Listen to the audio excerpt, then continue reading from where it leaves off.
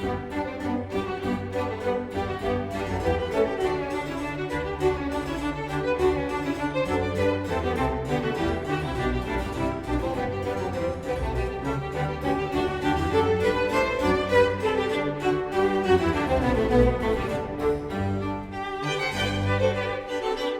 kids, Dad here with another update from the trail. And as you can probably tell, I'm not actually on the trail. I'm at an Airbnb in a small town called Tehachapi, which is southeast of Bakersfield. And I'm still with that group, Dalton and Mando and Ann and Nicole. And they're a really fun group to hang out with. They're all really good people, and we have a good time, a lot of laugh. And so I'm really happy to have met up with them. And I'm sure that you would enjoy meeting all of them, and I hope that you will sometime soon. Also, I think you could be forgiven for not recognizing me. Turns out my phone stopped recognizing me about a week ago. I had to reset my Face ID. I might actually need to see a barber at some time in the future. But for now, I'm going to give you an update on what's been going on. The last that we spoke, I was in Leona Valley, and that was at Mando's house. We ended up spending about 3 days there, and it was a good break. I think I put on, eight or so of the 10 pounds that I lost in the previous month or so, and so it was a good break and ate lots of food and relaxed and had a good time. I guess I'll pick up where we left off on the 8th of May. We slack packed the 21 miles from mile 444 to 465. Started at Soledad Canyon Road. Demo was nice enough to come pick us up in the morning and drove us out to the trailhead.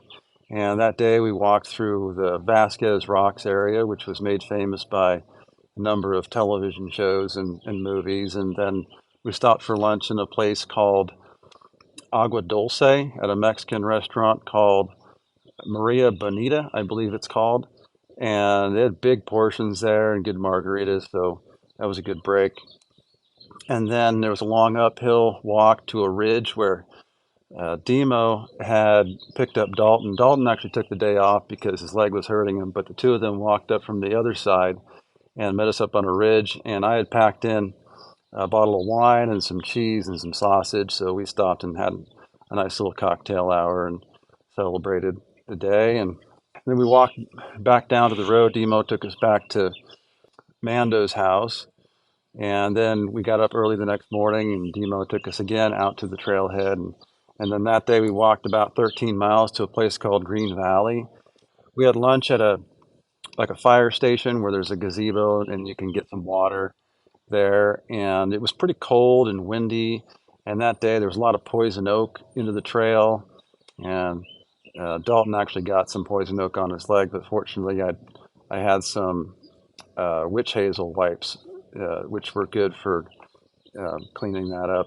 And we ended up finding a pretty good camp spot that was big enough for all of our tents near the road on the trail or just off the trail.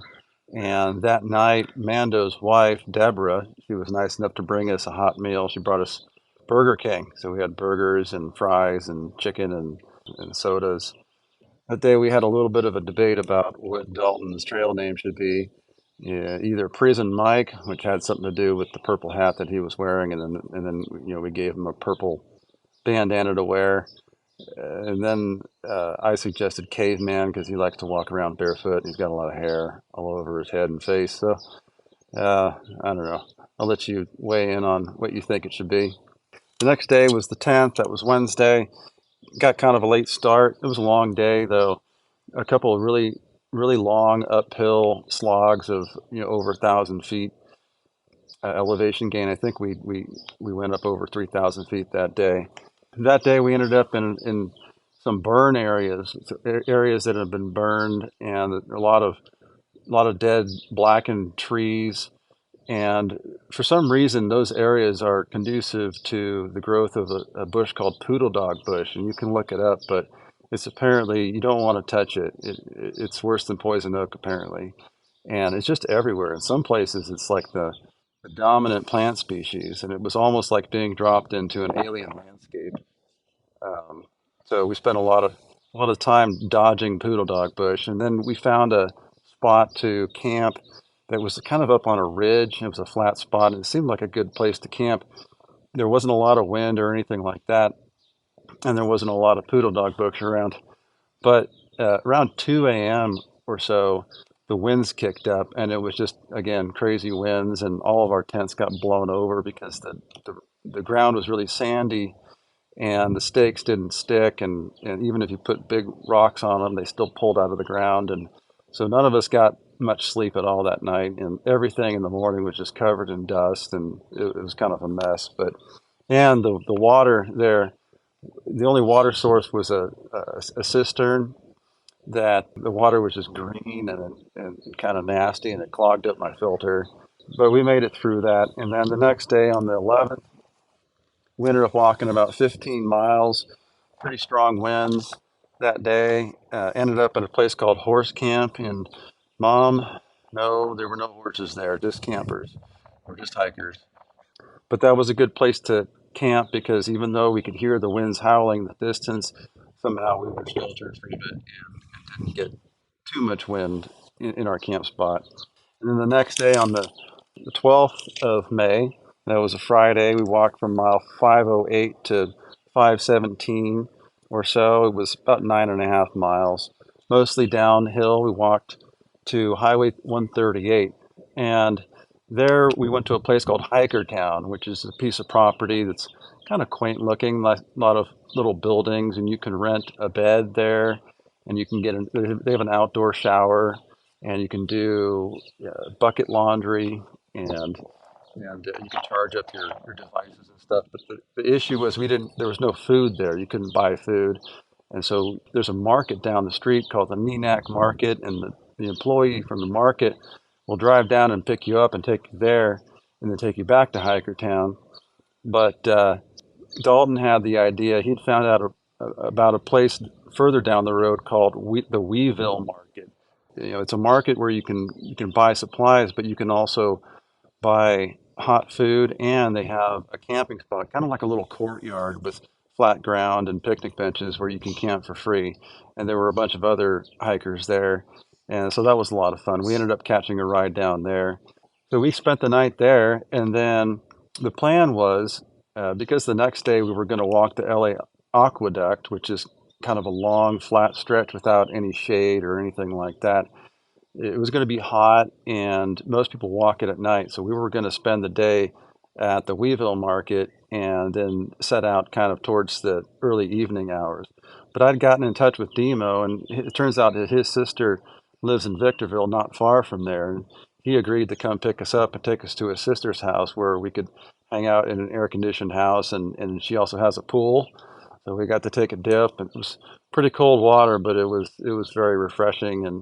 And then we were able to do some laundry, and we ended up watching a movie. I think it was Nacho Libre. Yeah, we watched Nacho Libre. So good movie. At about 9:30 that evening, Demo took us back out to the trailhead, and we set out onto the LA Aqueduct. And we just walked at night by headlamp. We didn't end up camping until about 3 in the morning near a water faucet, where a bunch of people were just sort of camped out on the road.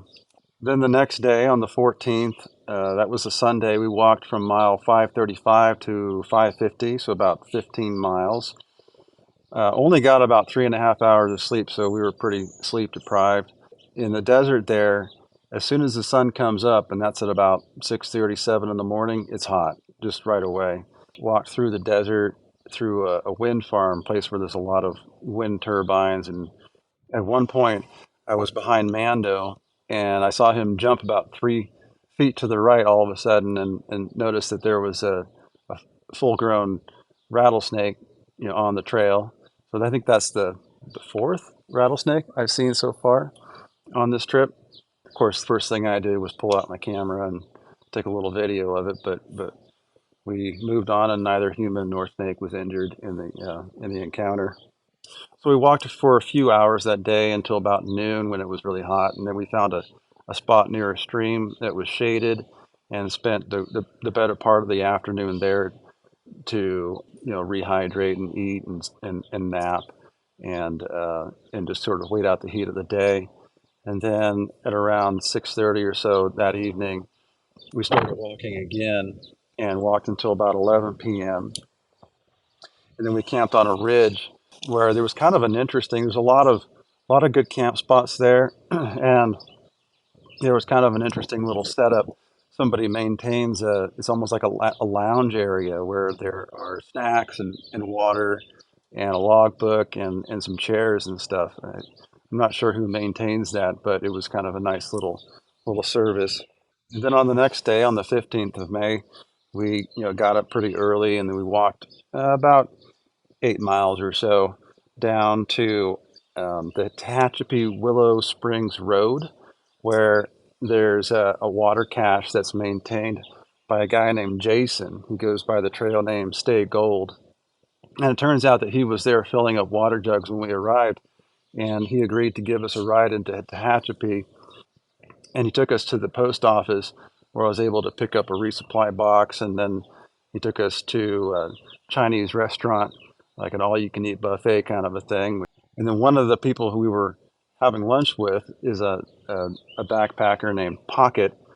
That's her trail name. And her mother, Becky, showed up and was nice enough to give us a ride to this Airbnb house here. So that's where we are now. Well, that's the update from the trail for now. But before I leave you, I wanted to answer some questions that I've been getting. And I know that you both have asked me about this, and that is the name of my YouTube channel, which is 2 ounces heavy.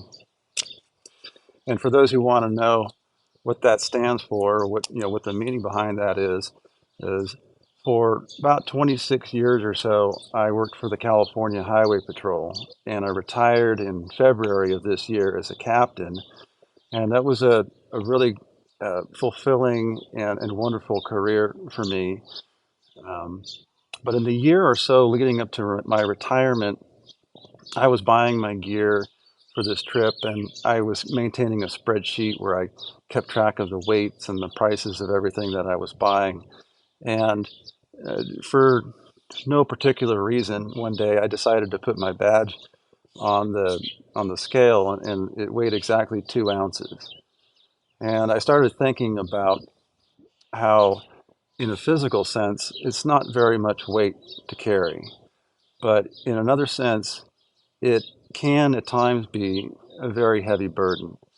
And the phrase 2 ounces heavy is sort of a nod to those who continue to carry that burden now that I no longer have to.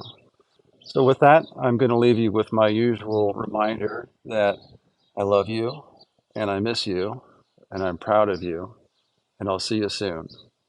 But until then, be nice to each other. Bye.